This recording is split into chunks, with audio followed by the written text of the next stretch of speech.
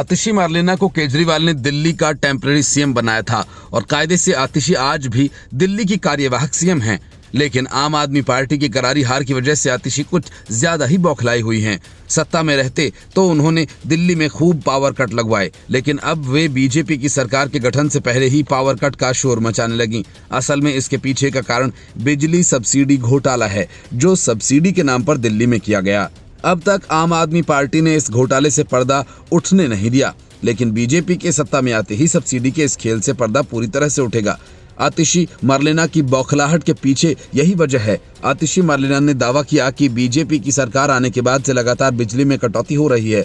उन्होंने एक्स पर लिखा, दिल्ली के लिए विपदा बनी भाजपा, सत्ता में आते ही लंबे पावर कट्स की शुरुआत। आतिशी ने कहा कि पिछले 3 दिन से दिल्ली के अलग अलग हिस्सों में पावर कट्स की शिकायतें आ रही हैं। लंबे पावर कट की शिकायतें आई हैं। सिर्फ एक इलाके में से नहीं, बल्कि कई इलाकों से शिकायत आ रही है। 3 दिन में पावर सेक्टर्स का गिरना क्या बताता है? ये दिखाता है कि पहले रोजाना हर घंटे पावर सेक्टर को आम आदमी पार्टी की सरकार लगातार मॉनिटर कर रही थी और ऐसी समस्या कभी नहीं आती थी। उन्होंने कहा कि 9 फरवरी को सैनिक एनक्लेव मोहन गार्डन में 4 घंटे के लिए पावर कट लगा। सनलाइट कॉलोनी आश्रम में रात भर बिजली नहीं आई। राधेपुर में 2 घंटे बिजली नहीं आई। विकासपुरी में 4 घंटे का पावर कट रहा। आतिशी ने कहा कि लोग इन्वर्टर खरीदने को मजबूर हो रहे हैं। लोगों ने कहा कि हमें एहसास हो गया कि बीजेपी की सरकार बनने से कितनी गलती हो गई। अभी तो फरवरी का महीना है, जब एसी और कूलर नहीं चलते। सोचिए मई जून में क्या होगा, जब 8500 मेगावाट से आगे पीक डिमांड जाएगी।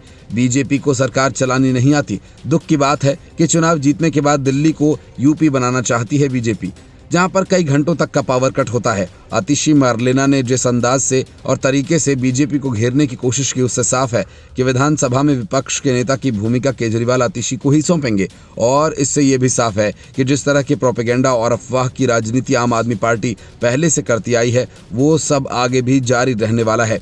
मतलब करारी हार से केजरीवाल ने कोई सबक सीखने की जरूरत नहीं समझी। एक्टिंग सीएम होने के तौर पर खुद क्यों नहीं कार्रवाई कर रही हैं? इस सवाल पर आतिशी ने कहा कि 8 तारीख को ही काउंटिंग के समय ऑर्डर आ गया था कि मंत्रियों के ऑफिस पर ताला लगा दो, उन्हें कोई फाइल न देखने दो। बीजेपी अब 8 तारीख से ही खुद सरकार चला रही है।